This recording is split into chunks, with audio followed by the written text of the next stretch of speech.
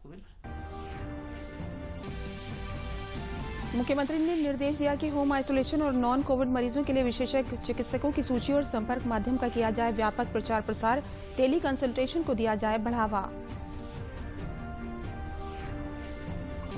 प्रदेश में 1 मई से शुरू होने वाले टीकाकरण अभियान को लेकर मुख्यमंत्री ने दिए दिशा निर्देश, कहा टीकाकरण की तैयारियां विधिवत हों पूरी, प्रदेश में वैक्सीन पर्याप्त मात्रा में है उपलब्ध।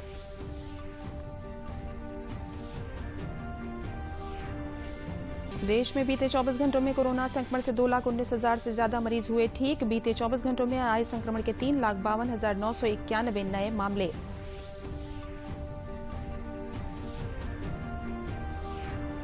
और प्रदेश में त्रिस्तरीय पंचायत चुनाव के लिए 20 जनपदों में हो रहा है मतदान। मतदान स्थलों पर कोविड के प्रोटोकॉल का पूरा कराने के लिए की गई है व्यवस्थाएं।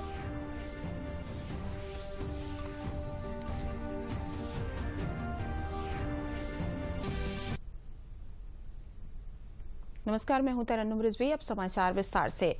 आज टीम 11 की बैठक में मुख्यमंत्री योगी आदित्यनाथ ने कई महत्वपूर्ण दिशा निर्देश दिए। उन्होंने आज निर्देश दिया कि वर्तमान परिस्थितियों में प्रदेश के अस्पतालों में ओपीडी सेवाएं स्थगित हैं।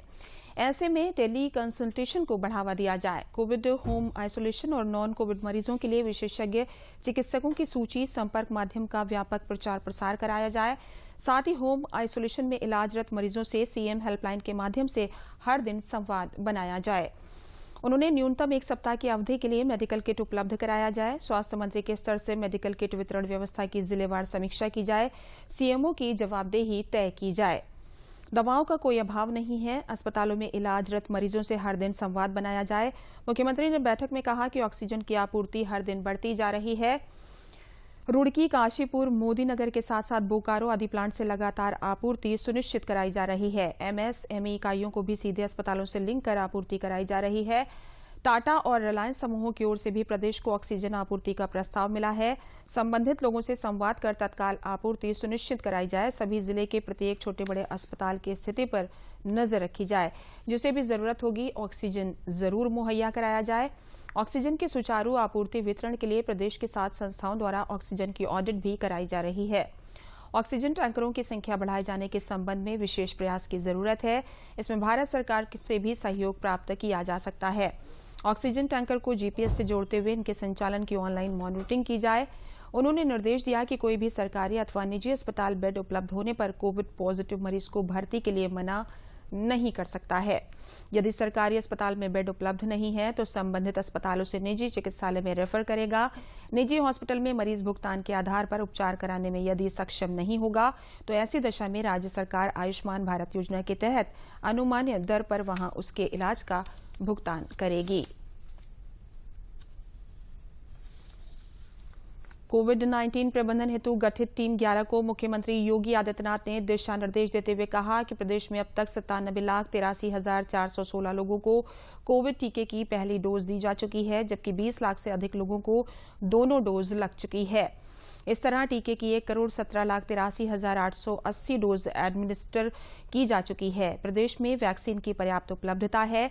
1 मई से शुरू हो रहे टीकाकरण के आगामी अभियान के संबंध में विधिवत पूरी तैयारी कर ली जाए। संक्रमण की तेज दर को देखते हुए वर्तमान संसाधनों में न्यूनतम दुगने का विस्तार जरूरी है। हर तरह की चुनौती के लिए हमें तैयार रहना होगा। स्वास्थ्य विभाग और चिकित्सा शिक्षा विभाग बेड बढ़ोतरी के लिए कार्य योजना तैयार कर लागू करें।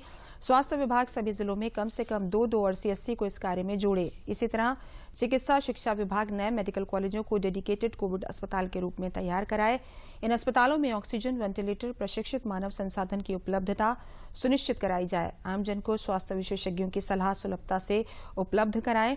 खान पान, इम्यूनिटी बढ़ाने के तरीके, शरीर में ऑक्सीजन बढ़ाने की विधियां आदि के बारे में व्यापक तौर पर जागरूकता प्रसार किया जाए। निजी अस्पतालों में कोविड मरीजों के उपचार के लिए तथा कोविड टेस्ट के लिए शासन स्तर पर दरें तय की गई हैं। मंडलायुक्त जिलाधिकारी ये सुनिश्चित करे कि कोई भी ओवर बिलिंग न हो। शासन ने कोविड मरीजों के लिए डिस्चार्ज पॉलिसी तय की है, उसे सभी जिलों में समान रूप से प्रभावी बनाया जाए। एंटीजन टेस्ट के पॉजिटिव होने के बाद हॉस्पिटल में भर्ती करने के लिए आरटीपीसीआर टेस्ट के पॉजिटिव होने की कोई आवश्यकता नहीं है। मरीज को जितना जल्दी इलाज मिलेगा वो उतना ही जल्द स्वस्थ होगा। सभी जिलों में इस व्यवस्था को प्रभावी ढंग से लागू कराया जाए।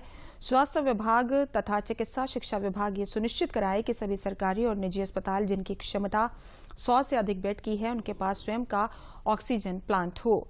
ये कार्य प्रदेश में अभियान के रूप में चल रहा है। निजी क्षेत्र को भी प्रोत्साहित करें। सरकार सभी जरूरी सहयोग देगी। ऑक्सीजन प्लांट स्थापना की कार्रवाई तेज की जाए। इसकी हर दिन समीक्षा की जाए। इस कार्य में भारत सरकार का भी सहयोग प्राप्त हो रहा है। प्लांट स्थापना में भारत सरकार को अविलंब प्रस्ताव भेजा जाए। अस्पतालों में ऑक्सीजन की उपलब्धता बढ़ाने के प्रधानमंत्री के निर्देश के तहत पीएम केयर्स फंड ने देश में सार्वजनिक स्वास्थ्य केंद्रों पर 551 समर्पित पीएसए यानी प्रेशर स्विंग एडॉप्शन चिकित्सा ऑक्सीजन उत्पादन संयंत्रों की स्थापना के लिए धन आवंटन को सैद्धांतिक मंजूरी दे दी है। पीएम ने निर्देश दिया है कि इन संयंत्रों को जल्द से जल्द शुरू किया जाए। उन्होंने कहा कि इन संयंत्रों से जिला स्तर पर ऑक्सीजन की उपलब्धता सुनिश्चित करने में काफी मदद मिलेगी। पीएम केयर्स फंड ने साल की शुरुआत में देश में सार्वजनिक स्वास्थ्य केंद्रों पर अतिरिक्त 162 dedicated pressure swing adoption medical oxygen उत्पादन संयंत्र लगाने के लिए 201.58 करोड़ रुपए आवंटित किए थे। उत्तर प्रदेश में कुल 47 और उत्तराखंड में 7 जिलों में चिकित्सकीय ऑक्सीजन के इन संयंत्रों को लगाया जाएगा।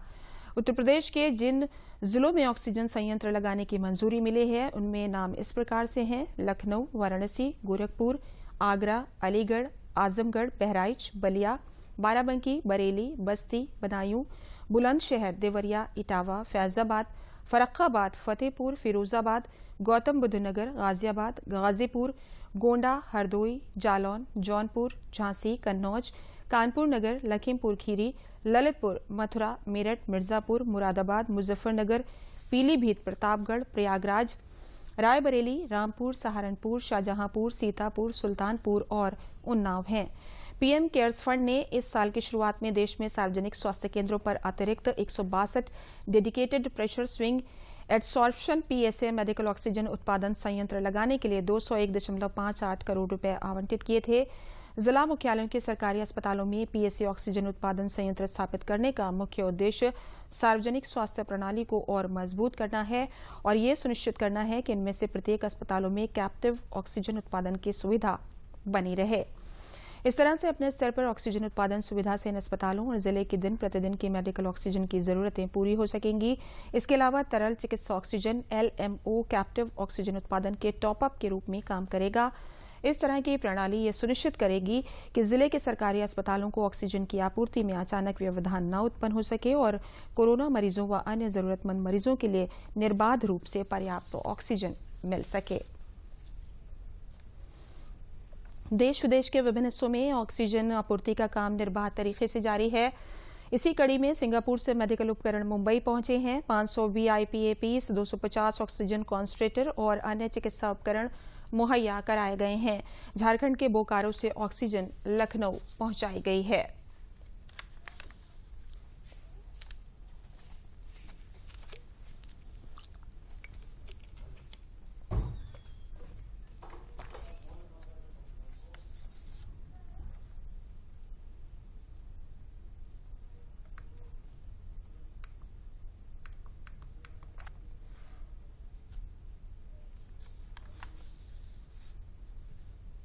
देश भर में कोरोना के मामलों में बढ़ोतरी जारी है। कोरोना संक्रमण के ताजा आंकड़ों की बात करें तो 24 घंटों में देश भर में कोरोना के 3,52,991 नए मामले सामने आए हैं। साथ ही पिछले 24 घंटों में 2,19,000 से ज्यादा मरीज उपचार कराकर स्वस्थ भी हो चुके हैं। इस समय देश में कोरोना के सक्रिय मरीजों की कुल संख्या 28,13,659 है। बीते 24 घंटों में देश भर में 2,812 मरीजों की मौत हुई है। कोरोना मृत्यु दर घटकर 1.13% हो गई है, जिसके बाद मृतकों का कुल आंकड़ा बढ़कर 1,95,123 हो गया है। इसी बीच देश भर में टीकाकरण अभियान सुचारू रूप से जारी है। अब तक 14 करोड़ 19 लाख से अधिक का टीकाकरण हो चुका है।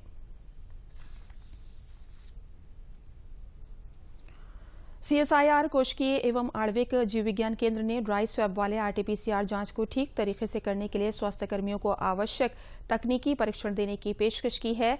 केंद्र के निदेशक राकेश मिश्रा ने बताया कि कोरोना संक्रमण के बढ़ते मामलों के मद्देनजर कोरोना नमूनों की जांच के लिए ड्राई स्वैब जांच अत्यंत उपयोगी है। कोरोना वायरस के अधिक संक्रामक रूप के सामने आने के कारण वैज्ञानिकों के सामने चुनौतियां खड़ी हुई है और वो इससे निपटने के लिए और प्रयास कर रहे हैं। इस समय कोरोना नमूनों की जांच को बढ़ाने के लिए हैदराबाद स्थित CSIR के कोशिकीय एवं आणविक जीव विज्ञान केंद्र ने RT-PCR जांच की क्षमता को कई गुना बढ़ाने के लिए ऐसी विधि विकसित की है जो कि समय भी बचाती है और किफायती भी है। इस नई विधि में जांच के नमूनों को वायरल ट्रांसफर माध्यम में डालने की नहीं जरूरत है और ये सूखे रूप में चंद मिनटों में RT-PCR जांच के लिए तैयार होगा। इससे ये मौजूदा जांच के मुकाबले 30 से 40% सस्ता होगा।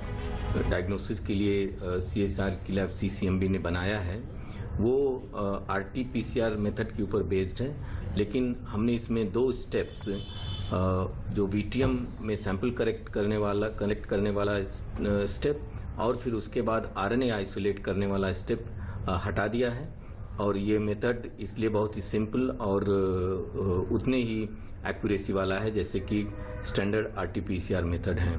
हम इसमें सैंपल कलेक्ट करते हैं स्वैब को और उसको सीधा एक ड्राई ट्यूब पल्स का और उसके बाद RNA एक्सट्रैक्शन नहीं करने से हमको घंटों की टाइम का जो लगता है उसकी बचत होती है, रिएजेंट की बचत होती है। इसलिए ये मेथड जो है स्टैंडर्ड RT-PCR के कंपैरिजन में उतना ही इफेक्टिव है, लेकिन इसमें आधा टाइम लगता है, आधा रिएजेंट लगता है और इसलिए इसकी कास्ट भी कम हो जाती है, टर्न अराउंड ज़्यादा हो जाता है और हमारे एग्जिस्टिंग जो इंफ्रास्ट्रक्चर जो लोग हैं उसी में हम आज का जो टेस्ट हो रहा है उससे 3 गुना भी ज़्यादा टेस्ट कर सकते हैं। इसलिए हमको ये फायदा होगा कि लोगों को जल्दी से रिजल्ट मिलेगा। इस विधि को देश के कई शोध संस्थानों ने मान्यता दी है और इसके उपयोग को ICMR ने भी मंजूरी दी है। ये विधि अभी किए जा रहे RT-PCR जांच के मानकों के अनुरूप है। नागपुर स्थित CSIR के राष्ट्रीय पर्यावरण अभियांत्रिकी अनुसंधान संस्थान ने इस विधि का उपयोग करते हुए 50,000 से ज्यादा नमूनों की जांच की है। इस विधि की तकनीक को Apollo hospital, Merrill life and spice जैसे स्वास्थ्य सेवा प्रदाताओं को भी दिया गया है और उम्मीद जताई जा रही है कि इस विधि से देश में नमूनों की जांच तेजी से करने में मदद मिलेगी। भारत जब कोरोना संक्रमण की तेज लहर से जूझ रहा है तो दुनिया के तमाम मुल्क उसकी मदद के लिए आगे आ रहे हैं। अमेरिका ने कोविड महामारी के खिलाफ लड़ाई में उसका साथ देने की प्रतिबद्धता जताई है। अमेरिकी राष्ट्रपति जो बाइडेन ने भारत को मदद का आश्वासन देते हुए लिखा है कि महामारी की शुरुआत में जब हमारे अस्पतालों में कोविड के बढ़ते मामलों के कारण तनाव था, उस वक्त भारत ने जिस तरह हमारी मदद की थी, इस मुश्किल वक्त में अमेरिका भी भारत के लिए मदद के लिए उसी तरह एकजुटता के साथ खड़ा है। व्हाइट हाउस के राष्ट्रीय सुरक्षा सलाहकार ने अपने भारतीय समकक्ष अजीत डोभाल से फोन पर बात की और कहा कि भारत को उपलब्ध संसाधन और आपूर्ति देने के लिए अमेरिका तेजी से काम कर रहा है। इन संसाधनों में कोविशील्ड वैक्सीन के निर्माण के लिए कच्ची सामग्री, टेस्ट किट, PPE और वेंटिलेटर शामिल हैं। उन्होंने अपने ट्वीट में लिखा, राष्ट्रीय सुरक्षा सलाहकार अजीत डोभाल से भारत में कोविड के बढ़ते मामलों को लेकर बात हुई। आने वाले दिनों में आपसी संपर्क बनाए रखने को लेकर हमारे बीच सहमति बनी। अमेरिका भारत के लोगों के साथ इस मुश्किल वक्त में साथ खड़ा है और भारत के लिए आपूर्ति और संसाधन मुहैया करा रहा है। प्रदेश के ऊर्जा मंत्री श्रीकांत शर्मा ने विद्युत उपकेंद्र में कोविड-19 से सुरक्षा की गाइडलाइंस के अनुपालन को लेकर मथुरा के विद्युत उपकेंद्र का निरीक्षण किया। ऊर्जा मंत्री ने UPPCL चेयरमैन को निर्देश दिए कि उपकेंद्रों में आने वाले उपभोक्ताओं और 24 घंटे निर्बाध आपूर्ति व उपभोक्ताओं सेवा में जुटे विद्युत कार्मिकों की सुरक्षा के लिए पर्याप्त इंतजाम हो। ऊर्जा मंत्री ने उपभोक्ताओं और निर्बाध विद्युत आपूर्ति में जुटे कार्मिकों के लिए वैक्सीनेशन की जानकारी ली। कार्मिकों के पर्याप्त फेस शील्ड, मास्क, सैनिटाइजर व ग्लव्स कराने के लिए कहा। उन्होंने कहा कि कार्मिक स्वयं की भी रक्षा करें और दिशा निर्देशों का पालन कर उपभोक्ताओं को भी कोरोना से बचाएं।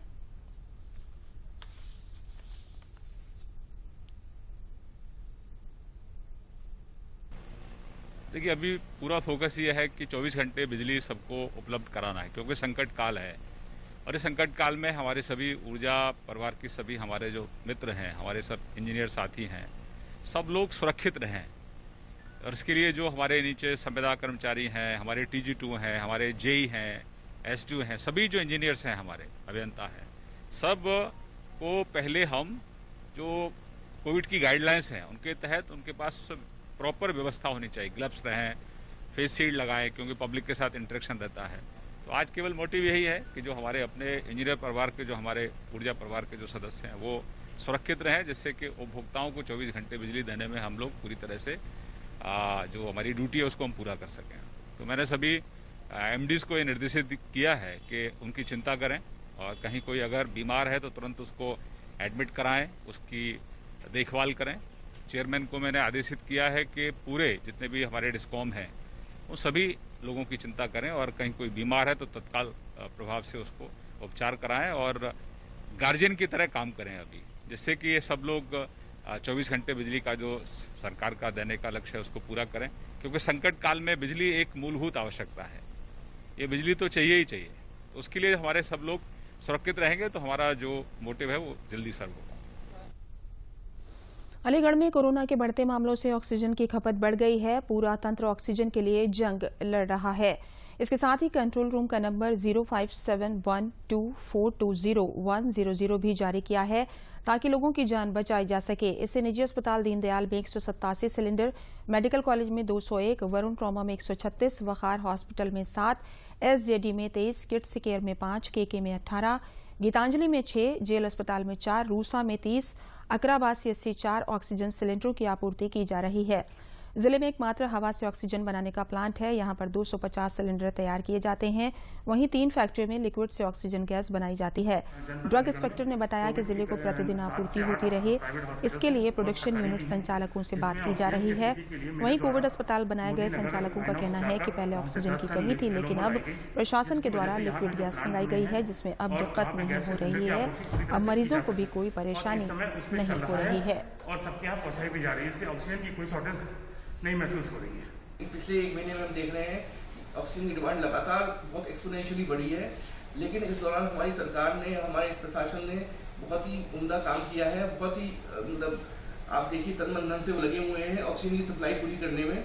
पूरे अलीगढ़ जिला प्रशासन की मैं बहुत तारीफ करना चाहूँगा। हमारे डीएम साहब, हमारे डिस्ट्रिक्ट मजिस्ट्रेट हैं जिनको नोडल बनाया गया है इसके ऑक्सीजन सप्लाई के लिए, उन्होंने ऑक्सीजन की सप्लाई को बदस्तूर जारी रखा है, स्पेशली उन हॉस्पिटल्स में जहाँ कोविड पेशेंट्स का इलाज चल रहा है। सबसे पहले उन्हीं को सप्लाई दी जा रही है ताकि कोविड पेशेंट्स को प्रॉब्लम ना हो। अभी मेरे पास अराउंड 3 मरीज वेंटिलेटर पे हैं, 10-12 मरीज ऑक्सीजन पे हैं।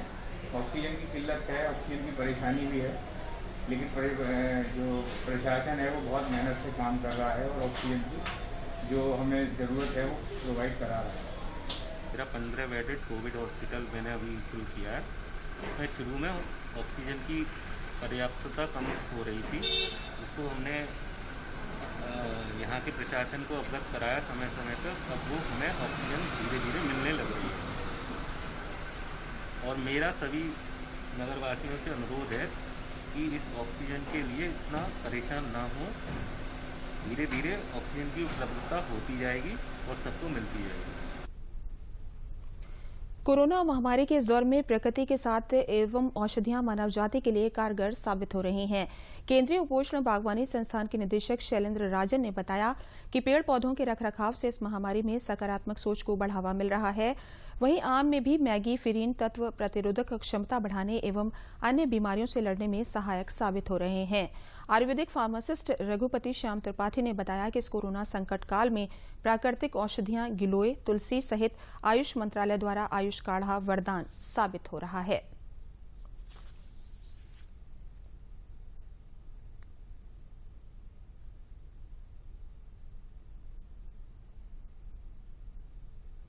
मानसिक एवं शारीरिक रूप से स्वस्थ रहने के लिए प्रकृति का बहुत बड़ा योगदान है।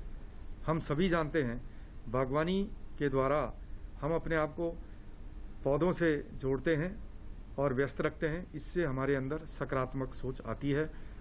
प्राकृतिक जो जड़ी बूटियां हैं उनका उपयोग करके भी हम अपने इम्यूनिटी को बढ़ा रहे हैं। गिलोय, तुलसी आज घर घर में प्रयोग की जा रही हैं और इनका उपयोग करके लोग स्वस्थ रहने में सफल भी हो रहे हैं। आम का फल आमतौर पे स्वाद के लिए जाना जाता है, परंतु इसके अंदर बहुत से औषधि गुण भी हैं। आम के अंदर मैंगीफेरिन नाम का एक यौगिक होता है जिसके अंदर इम्यूनिटी को बढ़ाने के लिए क्षमता है। हमारे आयुर्वेद में जो आयुष मंत्रालय भारत सरकार की तरफ से गाइडलाइन दी गई है, ये आयुष का काढ़ा है। आयुष का काढ़ा सवेरे हम जो है 1 कप पानी में 5 ग्राम आयुष काढ़ा डाल के और खौला के हम लोग सेवन कर सकते हैं। कोविड-19 से मैं पीड़ित रह चुकी हूँ। इससे मेरा परिवार भी पीड़ित रह चुका है और इस महामारी से लड़ने के लिए हमारे पेड़ पौधों और औषधियों का अति आवश्यक है हमारे जीवन यापन में। और मैंने इन्हीं औषधियों का इस्तेमाल किया, जैसे गिलोय है, तुलसी है। इनको डेली इस्तेमाल करने से हमारे परिवार में सभी स्वस्थ हुए और हम स्वस्थ हुए हैं और प्रतिरोधक क्षमता भी बढ़ी है। प्रदेश में आज त्रिस्तरीय पंचायत चुनाव के तीसरे चरण के लिए 20 जिलों में सुबह 7 बजे से मतदान जारी है। तीसरे चरण में 49,789 पोलिंग बूथों पर मतदान हो रहा है। तीसरे चरण में कुल 3,57,01,613 मतदाता अपने मताधिकार का प्रयोग करेंगे। तीसरे चरण में जिन जनपदों में चुनाव हो रहा है उनमें शामली, मेरठ, मुरादाबाद, पीलीभीत, कासगंज, फिरोजाबाद, औरैया, कानपुर देहात, जालौन, हमीरपुर, फतेहपुर, उन्नाव, अमेठी, बाराबंकी, बलरामपुर, सिद्धार्थनगर, देवरिया, चंदौली, मिर्जापुर और बलिया शामिल हैं। आज के मतदान के लिए 417 जोनल मजिस्ट्रेट और 2,910 सेक्टर मजिस्ट्रेट की ड्यूटी लगाई गई है।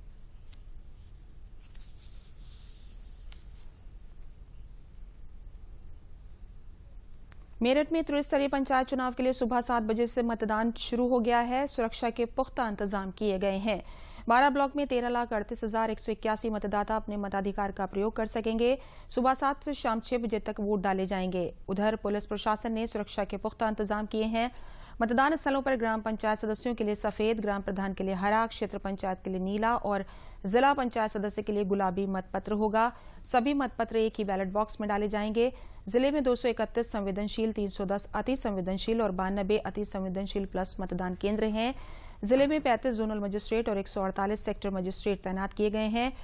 आईजी रेंज मेरठ प्रवीण कुमार ने मतदान केंद्रों का निरीक्षण किया और बताया कि सरकार की मंशा शांतिपूर्वक और निष्पक्ष चुनाव कराना है। कोविड-19 के पालन के साथ मतदान कराया जा रहा है। लोग कोविड के जो प्रोटोकॉल हैं उसका पालन करें और साथ साथ अपने मतदान के अधिकारों का भी।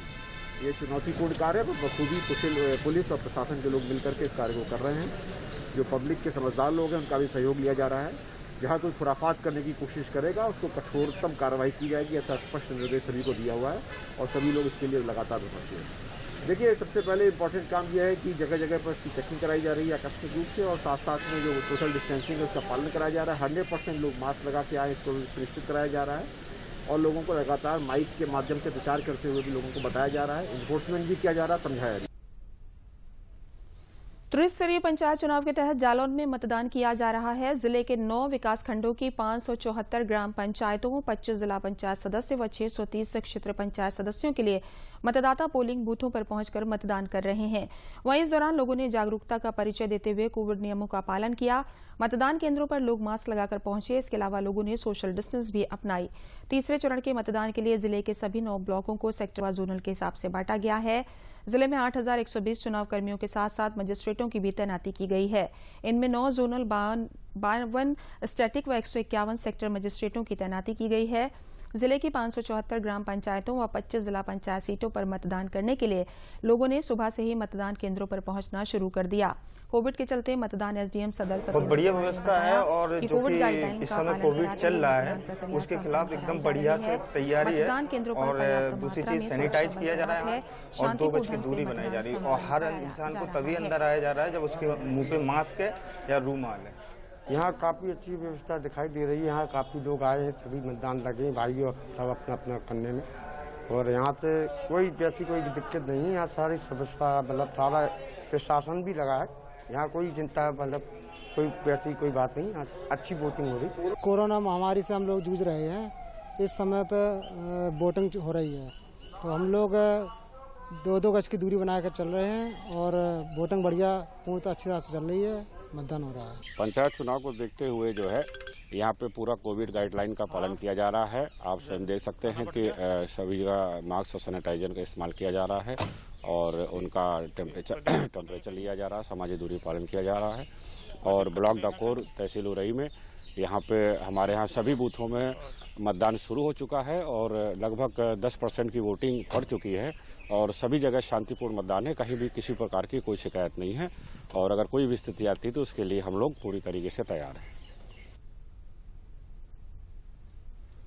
जनपद बलरामपुर में पंचायत चुनाव के तीसरे चरण में जिले के 9 विकासखंड के 800 ग्राम पंचायतों में सुबह 7 बजे से लोगों द्वारा मतदान किया जा रहा है। मतदान में कोविड प्रोटोकॉल का पालन किया जा रहा है। मास्क लगाकर ही मतदान करने के लिए जाने दिया जा रहा है। जनपद बलरामपुर में त्रिस्तरीय पंचायत चुनाव के तीसरे चरण के मतदान हेतु 934 मतदान केंद्र पर 2524 मतदेय स्थल बनाए गए हैं, जिन पर 16,78,744 मतदाता अपने मताधिकार का प्रयोग कर रहे हैं। जिले में ग्राम प्रधान क्षेत्र पंचायत सदस्य, ग्राम सदस्य एवं जिला पंचायत सदस्य के 1,05,628 मतदाता चुनाव मैदान में हैं। शांतिपूर्ण मतदान हेतु जिले को 106 सेक्टर 23 जोन में बांटा गया है, जिनमें जोनल व सेक्टर मजिस्ट्रेट मतदान प्रक्रिया पर नजर रख रहे हैं। बुजुर्ग महिला ने बताया कि वो अपने 100 वर्ष की उम्र में कई बार मतदान कर चुकी है। पहली बार मतदान कर रही अंजलि चौरसिया व अंजनी राय ने बताया कि उन्होंने अपने गांव के विकास के लिए वोट किया है।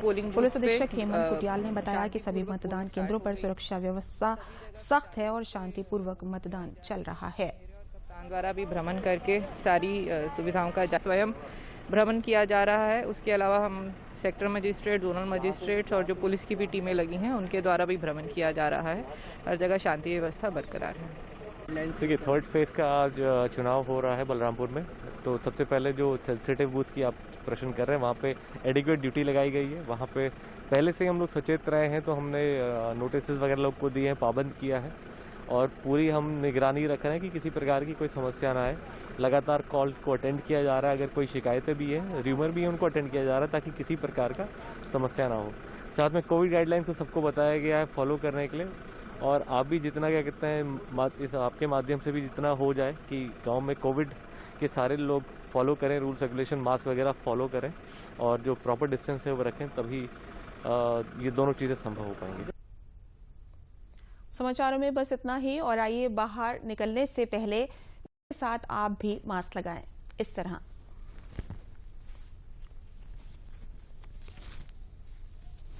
नमस्कार।